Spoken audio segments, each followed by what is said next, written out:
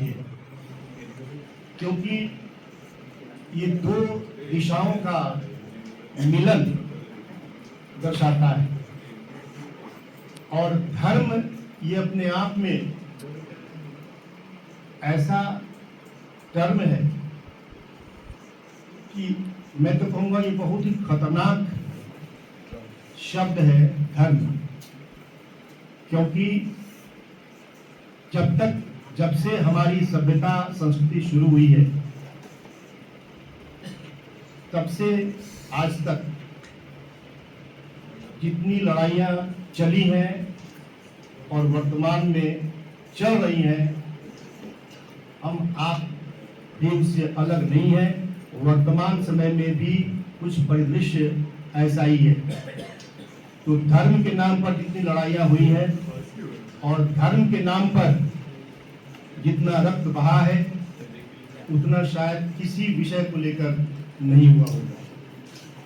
तो धर्म का रूप अलग अलग होता है, और भारतीय दृष्टिकोण से देखें तो यहाँ पर जिस धर्म की हम चर्चा कर रहे हैं, थोड़ा डिफरेंशिएट करें कि वो जिस रूप में पाश्चात्य जगत में हम रिलीजन शब्द यूज करते हैं, उसको हम पंथ, यहाँ अपने दृष्टिकोण से उसको हम पंथ या मजहब कह सकते हैं, क्योंकि धर्म तो एक ही होता है।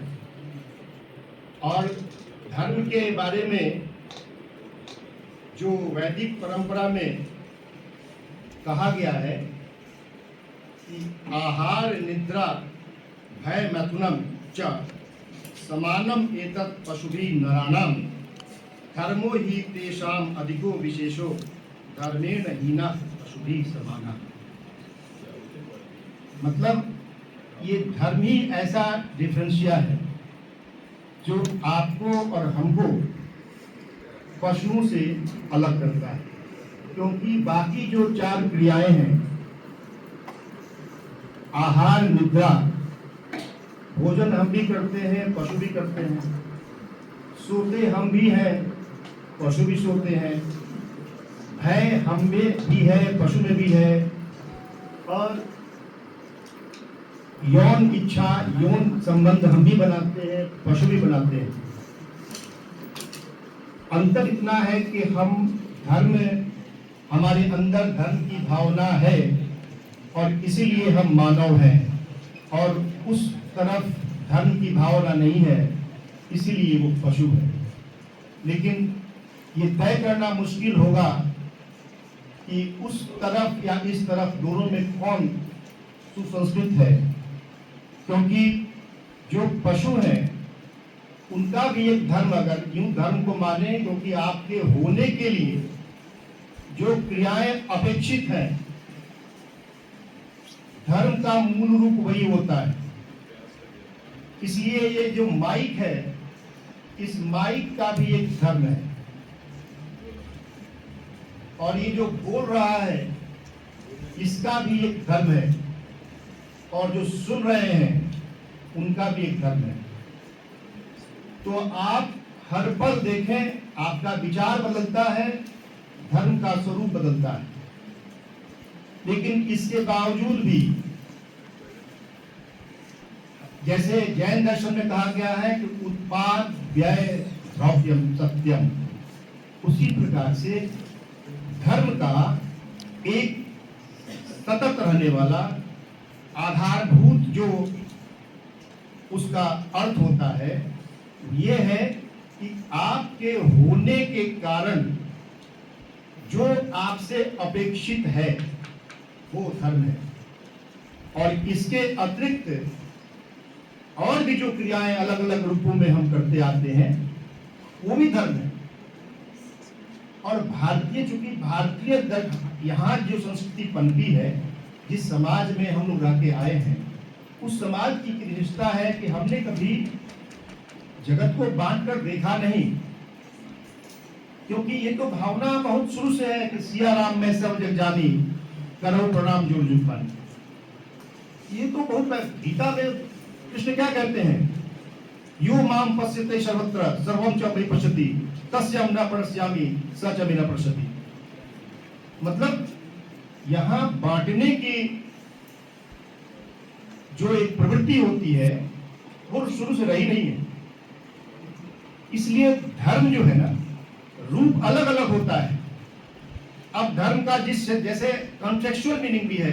आप अगर नैतिकता के क्षेत्र में अगर धर्म की बात करते हैं तो कभी ये सद्गुण के रूप में आता है, कभी ये आदर्श के रूप में आता है, कभी ये कर्म के रूप में आता है। तो आखिर और समस्या तब होती है कि हमारी भारतीय परंपरा में ये डिफाइन करके किसी ने इसको मेंशन नहीं किया है कि हमने इस संदर्भ में धर्म का हमने इस अर्थ का प्रयोग किया है। इसलिए जब आप भारतीय जो धार्मिक पुस्तकें या नैतिक पुस्तकें या जो इतिहास की जो पुस्तकें पढ़ते हैं उसमें कभी कभी ये कंफ्यूजन बहुत नेचुरल है, उठता है कि तो आप धर्म की इतनी तरह की बातें हैं तो धर्म वास्तविक रूप से है क्या। और अगर देखें तो भारतीय जो वैदिक परंपरा है उसमें प्रारंभ में धर्म की चर्चा नहीं है, सिर्फ रीत की चर्चा है। आपको समझ में आ जाए कि धर्म का वास्तविक अर्थ होता क्या है। रीत की चर्चा है वेदों में। रीत का मतलब क्या होता है? एक व्यवस्था। और प्रारंभ में ये व्यवस्था एक पूरे वैश्विक दृष्टिकोण से एक व्यवस्था थी और बाद में वो व्यवस्था एक नैतिक व्यवस्था भी में बदल गई ताकि मानव अपने होने का एहसास करे और साथ साथ जो दूसरे हैं उनका भी एहसास हो, मतलब सिंपैथी भी हो, एम्पैथी भी हो। इसलिए रित दिया गया। और रित से फिर प्रश्न उठता है कि रित तो बना दिया, हमको क्यों बनाया, हम क्यों आए? ये जो एक पूरी व्यवस्था बनी उसमें हम क्यों आए? उसका जवाब है कि हम आए हैं कुछ चुकाने के लिए। कुछ बाकी रह गया था, अब वो है ऋण। 3 प्रकार के ऋण हमारे हैं, पितृ ऋण, देव ऋण और ऋषि ऋण। और इसको चुकाने के लिए हम इस जगत में आते हैं और उस चुकाने के लिए एक माध्यम बनता है जिसको कहते हैं धर्म। तो धर्म का जो मूल रूप है वो रीत है और रीत सूचित करता है एक व्यवस्था को। इसी प्रकार धर्म भी एक व्यवस्था का सूचक है। अब वो व्यवस्था कैसी है, आप किस रूप में, किस क्षेत्र में व्यवस्था रखना चाहते हैं, ये डिसाइड आपको करना है।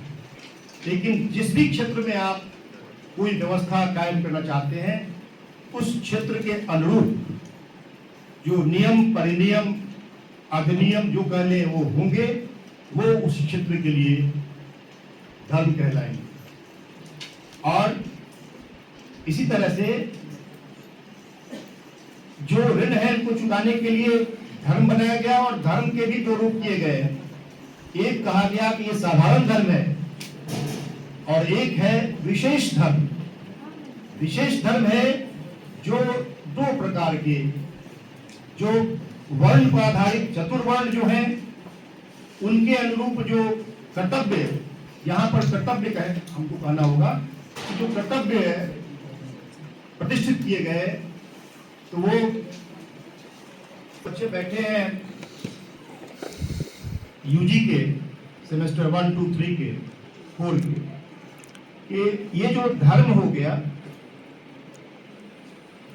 वर्णाश्रम धर्म, और तो वर्ण धर्म हो गया आपका एमजेसी, और आश्रम धर्म हो गया एमआईसी, और साधारण धर्म हो गया एईसी या बीएससी, जो कॉमन है सबके लिए। आप किसी भी फैकल्टी के हैं, चाहे वो आर्ट्स के हैं, साइंस के हैं, कॉमर्स के हैं, ये सबके लिए साधारण धर्म जो आपका एईसी है, बीएससी है, वही साधारण धर्म है। आप किसी भी स्ट्रीम के विद्यार्थी हैं, कोई विषय पढ़ते हो, लेकिन ये जो कॉमन विषय है ये सबको पढ़ना है। तो बात चर्चा है साधारण धर्म की, और साधारण धर्म की चर्चाएं इतनी तरह से की गई हैं कि सुबह से शाम हो जाएगी, हो सकता है कि हम मुक्त भी हो जाएं, फिर भी धर्म की व्याख्या अधूरी रह जाएगी।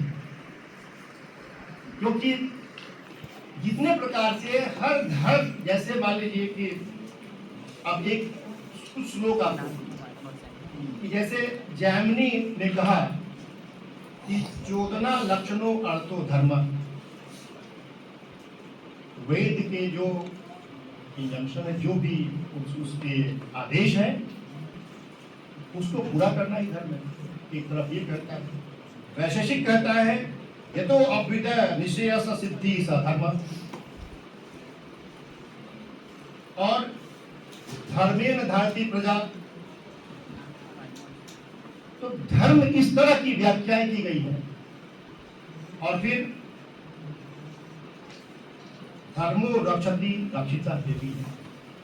और इसी बात पर हमारा और जैन धर्म से विरोध है, क्योंकि जैन धर्म में कुछ मूल अंतर है। वैदिक जो धर्म है, जिसको कि हम ब्राह्मणवाद भी कह सकते हैं, ब्राह्मणिकल रिलीजन भी कह सकते हैं, तो उसमें क्या है कि हम लोगों का जो दृष्टिकोण है वो धर्म आधारित है।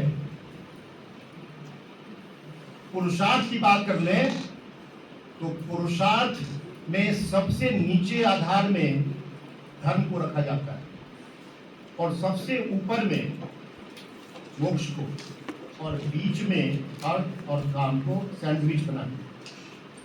क्यों? क्योंकि इस संसार में हम आए हैं तो कुछ तो करना पड़ेगा, और करने के लिए कुछ धन की भी आवश्यकता होती है, और शरीर धारण किया है तो शरीर की भी कुछ आवश्यकताएं हैं।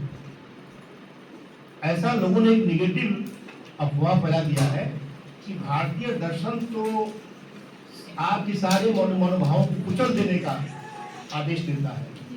ये दुष्प्रचार है।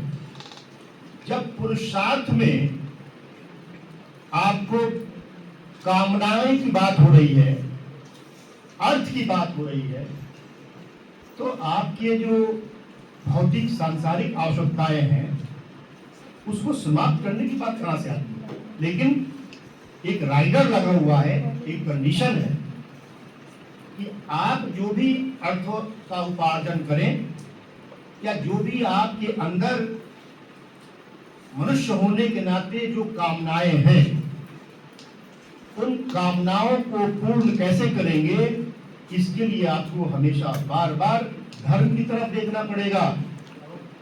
क्योंकि अगर धर्म के अनुरूप अगर अर्थोपार्जन करते हैं, धर्म के अनुरूप अगर आप शारीरिक आवश्यकताओं की पूर्ति करते हैं, उसमें कोई दोष नहीं है। आप बिल्कुल अग्रसर होंगे मोक्ष की तरफ।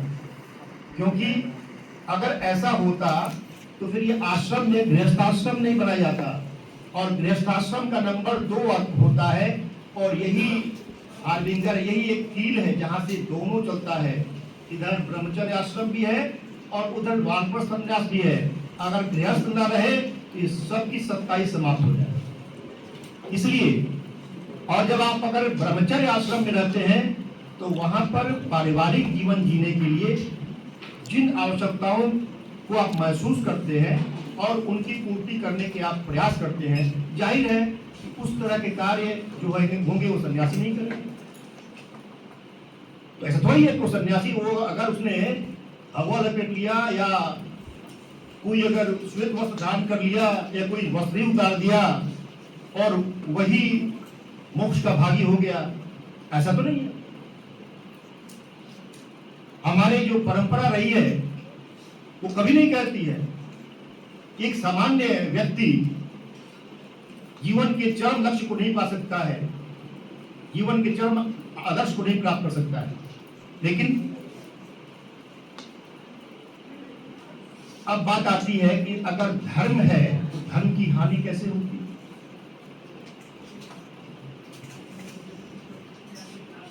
कृष्ण कृष्ण ने कहा, कृष्ण तो स्वयं घोषणा ही करते हैं, यदा यदा ही धर्मस्य ग्लानिर्भवति भारत अभ्युत्थानम अधर्मस्य तदात्मानं सृजाम्यहम् परित्राणाय साधूनां विनाशाय च दुष्कृतां धर्म संस्थापनार्थाय संभवामि युगे युगे।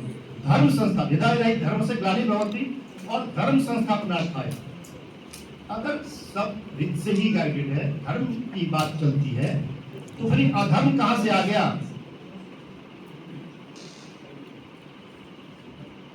ये तो स्वाभाविक है।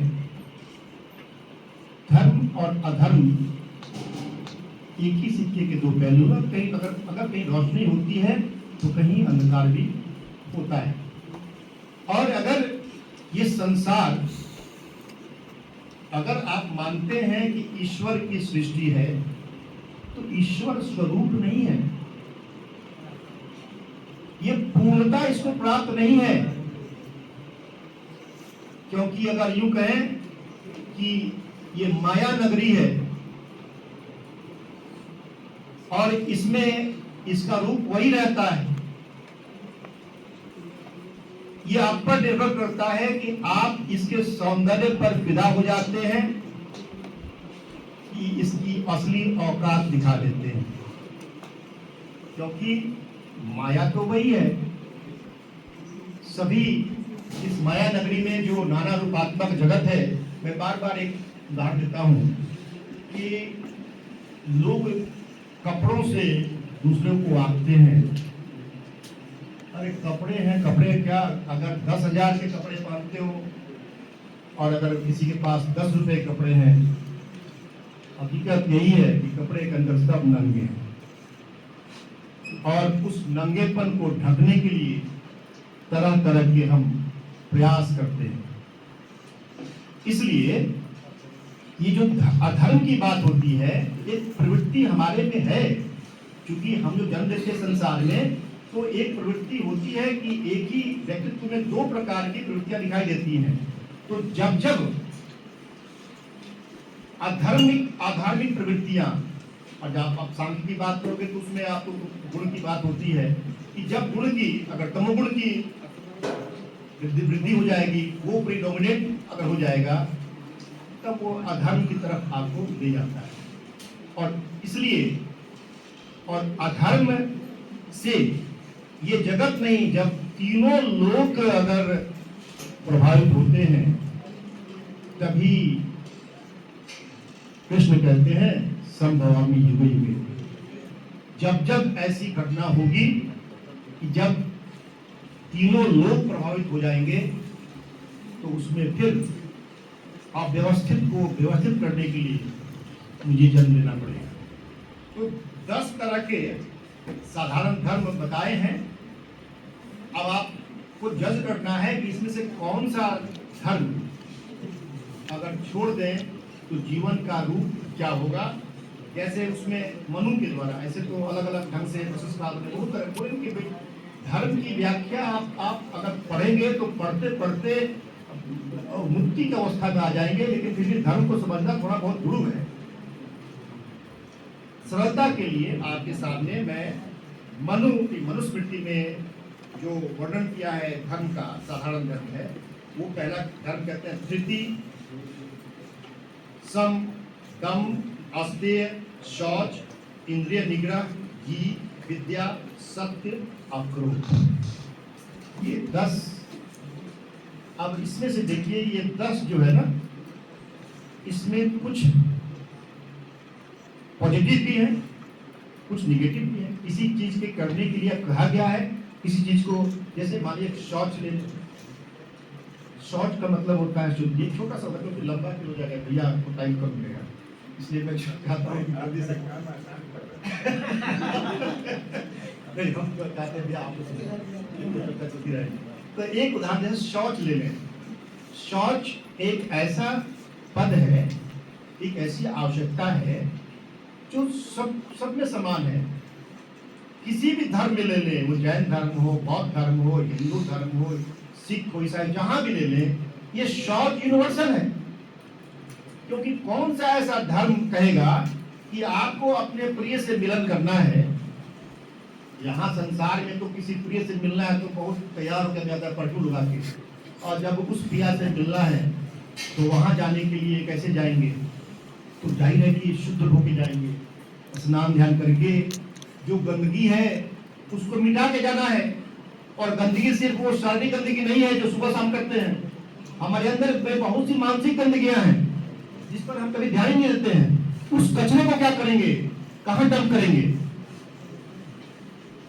ये सोचना भी आपका धर्म है, क्योंकि शारीरिक सौंदर्य बढ़ाने के लिए तो आजकल ऑनलाइन तो इतने आ रहे हैं क्रीम।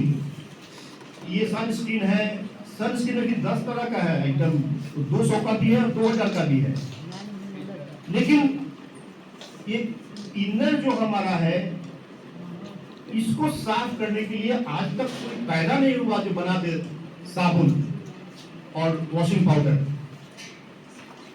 तो हमको ये देखना है ये जो हमारे अंदर गंदगी है जिसको कि ऊपर से हम ढके रहते हैं, इसको कैसे साफ करें। तो ये शौच कौन ऐसा धर्म होगा जो इसे इनकार करेगा?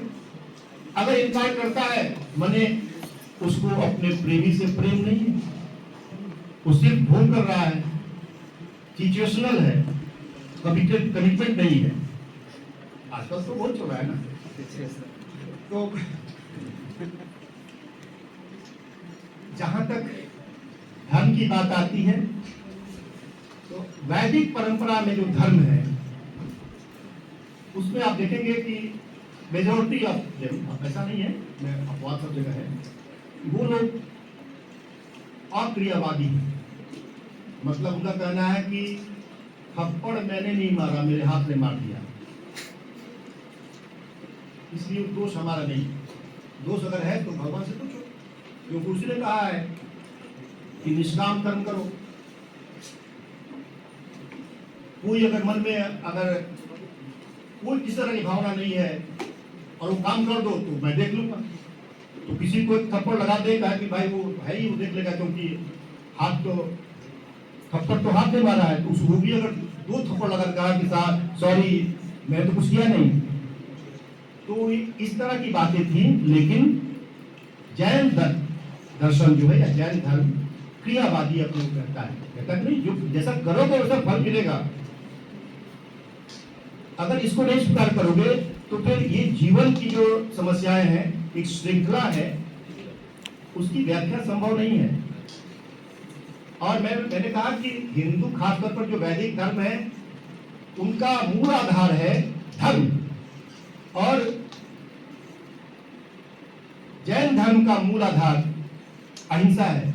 आप देख लें जैन धर्म में के जो भी सिद्धांत हैं, चाहे वो तत्वमीमांसीय सिद्धांत हो या ज्ञानमीमांसीय सिद्धांत हो, सब में इसी अहिंसा का ईको सुनाई पड़ेगा।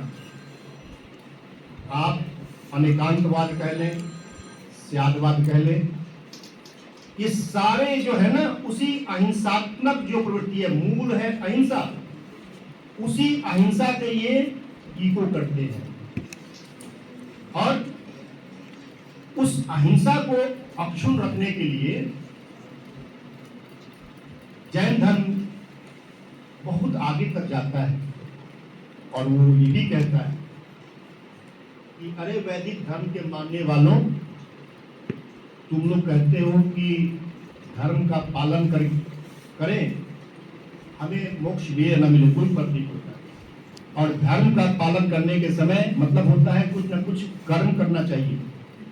जैन धर्म का कहना है कि कर्म तो कषाय, कर्म तो चिपकता है आपकी आत्मा से, वो भारी, आपको भारी बना देता है, आप उड़ नहीं पाते हैं। तो सबसे पहले तो कर्म, जिसको कि तुम लोग कहते हो कि कर्म किए जा फल की चिंता मत करे इंसान, अरे कर्म ही तो बांधता है। इसलिए अगर मुक्त होना है तो कर्म से मुक्त हो जाओ। और इसलिए वो आलोचना भी करते हैं भाई धर्मावलंबियों को कि जिसको तुम धर्म कहते हो वही तो अधर्म है, वही तो अनैतिकता है, क्योंकि वही तुमको बांधता है, तुमको मुक्त होने देना नहीं चाहता। और इसलिए कहना, उनका कहना है कि धर्म क्या है? धर्म तो गति है, मोशन। और जो परम चरम स्थिति है वो मोशन की स्थिति है, क्योंकि स्थिरता, जो स्थिर हो गया वो तो सड़ गया। जो स्थिर हो गया जीवन में, आप इसे देखिए कि आज क्वांटम मैकेनिक्स इस तरह की बातें हो रही है, और जैन दर्शन तो मतलब हम कहेंगे कि इतना अहिंसा का पुजारी संसार में दूसरा कोई पैदा हुआ ही नहीं, न होगा। इस तरह के हिंसात्मक बातें अब कभी कभी ये दुविधा में आती है ना, कि अगर से जैन धर्म कहता है कि आप देखेंगे कि बहुत से इसके आप जानते हैं कि दो सेक्ट है इसके, श्वेतांबर और दिगंबर, और दोनों सेक्ट है, लेकिन कम से कम आप देखते हो कि वो लोग जब जाते हैं तो मुंह पर एक पट्टी बांध लेते हैं और शाम को होते के पहले वो खाना खा लेते हैं, इसके बाद नहीं करते। इसलिए कि उनको कहना है कि भाई जो दो इंद्रिय जीव है उससे ऊपर की हानि नहीं होनी चाहिए। वो भी किसके लिए? गृहस्थ लोगों के लिए, जो अनुव्रती हैं, और जो महाव्रती हैं उनके लिए तो बिल्कुल क्षम्य नहीं है, एक भी तिनका भी पैर से नहीं दबना चाहिए। अब ये बताइए कि अगर आप अपने हित में कुछ काम करते हैं तो आप साथी कह जाएंगे, आप अगर हमारे हित में काम करना चाहते हैं तभी अधर्मी कहे जाएंगे जैन दर्शन के अनुसार। क्यों? क्योंकि अगर मान लीजिए कि हम बहुत गरीब हैं, मेरे पास घर नहीं है, आने जाने की सुविधा नहीं है, तो आप कुछ ना कुछ कीजिए मेरे लिए, घर बनाइएगा, कुछ पैसे दीजिएगा, कपड़ा लाइएगा, ये सब करने में फिर जीव की हानि है। आप अगर घर के लिए नींव खोदते हैं, कितने जीव उसमें मर जाएंगे। ये अहिंसा का एक्सट्रीम पॉइंट है जो कि सामान्य जनों से संभव नहीं है। और इसीलिए ये मेरी बात थोड़ी कड़वी लग सकती है, बुरी लग सकती है, इसीलिए हमारी दशा हुई, हम वर्षों गुलाम रहे, क्योंकि हम भूल गए थे कि धर्मो रक्षति रक्षिता। सैद्धांतिक रूप से ये जो नॉन वायलेंस है बहुत अच्छा लगता है। व्यावहारिक जगत में वो संभव नहीं है, उसको जो पूर्णता को प्राप्त करने की कोशिश करेंगे उस तरह से कभी हमको कैबल्य प्राप्त हो ही नहीं सकता है। एक तरफ जैन दर्शन कहते हैं कि भाई जब तक, और जैन दर्शन में ये भी उन्होंने कहा कि जब तक कैवल्य की प्राप्ति नहीं होगी तब तक आप नैतिक में नहीं हो सकते। वैदिक धर्म कहता है कि भाई हम नैतिक होकर के मुक्त हो सकते हैं। जैन धर्म कहता है पहले मुक्त हो जाओ फिर नैतिक बनोगे, क्योंकि जब तक कर्मों के साथ रहोगे मुक्त नहीं हो सकते, क्योंकि कर्म ही सबसे बड़े बाधक हैं। और कर्म को त्यागने का मतलब वही तुम्हारा धर्म है, कर्म त्यागना ही तुम्हारा धर्म है। तो इस तरह की कुछ बातें देखने को मिलती हैं जो मैंने कोशिश की आपके समक्ष रखने की।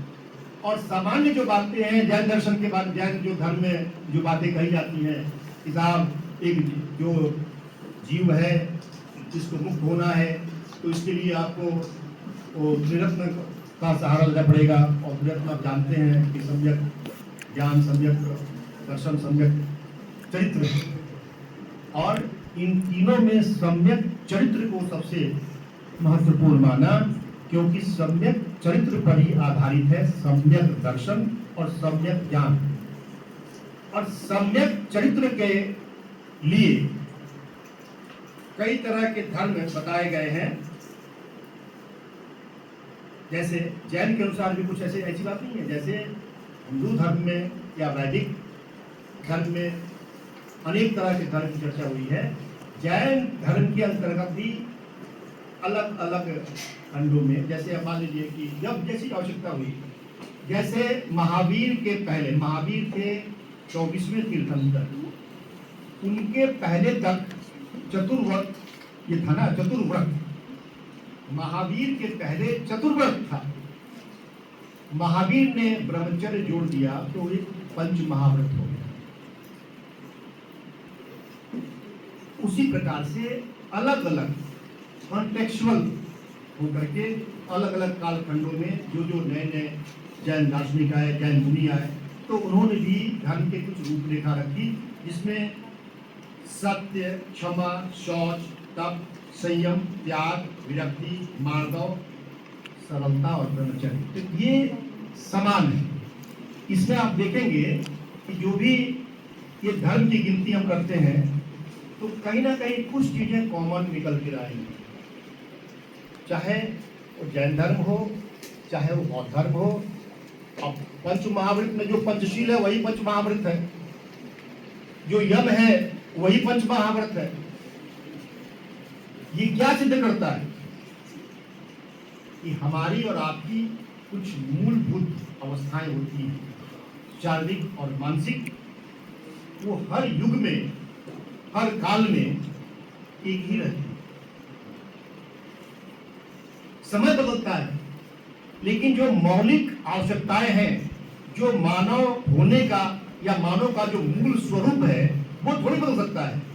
इसलिए जो इस मानव जीवन धारण करने के अनुरूप जो क्रियाओं, जिन क्रियाओं का संपादन करना चाहिए या होगा, वो हर युग में स्वरूप बदलता है, लेकिन बात तो वही रहती है।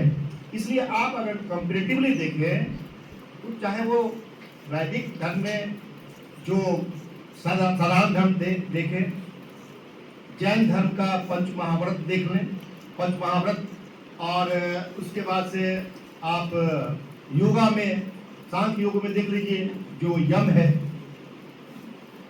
बौद्ध दर्शन में जो पंचशील है, सब में एक ही तरह की उसमें सद्गुण दिखाई पड़ते हैं।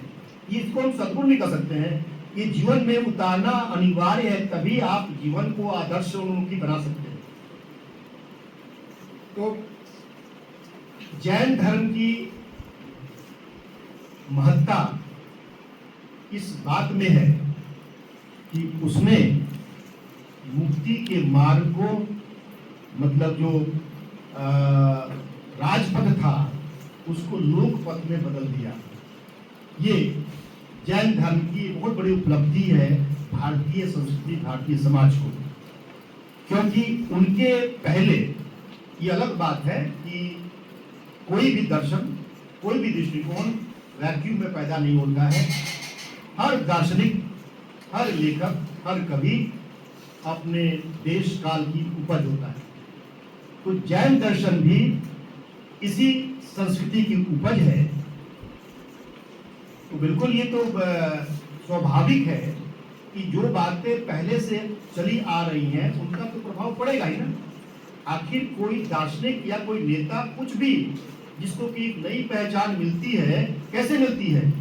या तो जो पहले वाली जो बातें हैं उसको नवीन रूप में हमने आपको रखा, या हमने उसका विरोध किया, तभी ना हमारा नाम होता है। इसे कौन जानता है? 44 करोड़ में निखिल प्रकाश तो करोड़ों होंगे, लेकिन आपको नाम, इसी नाम रूप के लिए तो हम पैदा हुए, इसी नाम रूप में जीते हैं।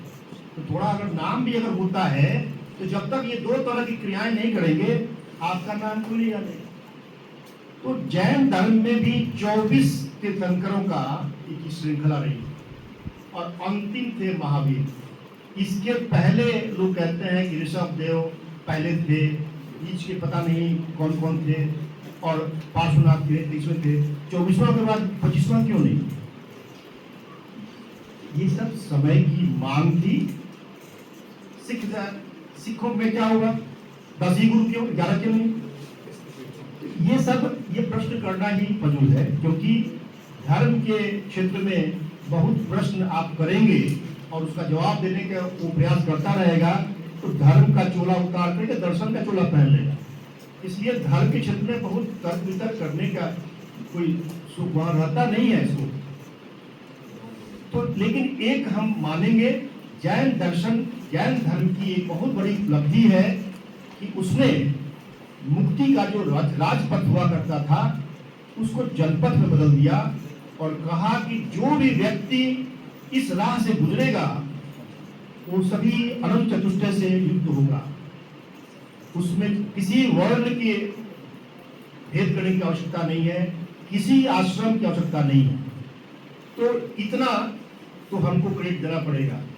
और बाकी जो उसका निगेटिव पॉइंट है, मैंने आपको बताया कि अति सर्वत्र वर्जित अहिंसा जरूरी है, क्योंकि आप अभी विश्व का जो परिदृश्य देख रहे हैं, सदियों से अहिंसा परमो धर्म कर रहे हैं। अभी क्या हाल है, गैस है आप लोगों के पास? ये सब अहिंसा का ही परिणाम।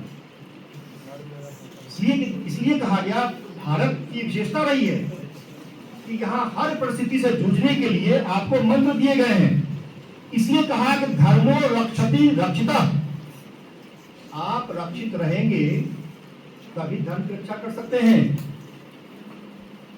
इसलिए अपने को रक्षित करने के लिए कभी कभी अहिंसा का त्याग भी करना पड़ता है। अहिंसा का किसी काल में त्याग करना हिंसक हो जाना नहीं होता है। अगर मैं किसी आपके कॉलेज में कोई नाटक हो, एक बार मैं कोई एक्टिंग कर दूं तो मैं बहुत महानायक बन जाऊंगा, ऐसा तो नहीं होता है। उसी तरह से अगर किसी ऐसी विशेष परिस्थिति में अगर आप अहिंसा का त्याग करते हैं, जो आपकी मजबूरी है, तो हिंसा वो नहीं करते। एक भारतीय समाज में एक तो जैन दर्शन ने एक जो सार्वजनिक कर दिया मुक्ति के मार्ग को, ये उपलब्धियां मानते हैं, स्वीकार करते हैं।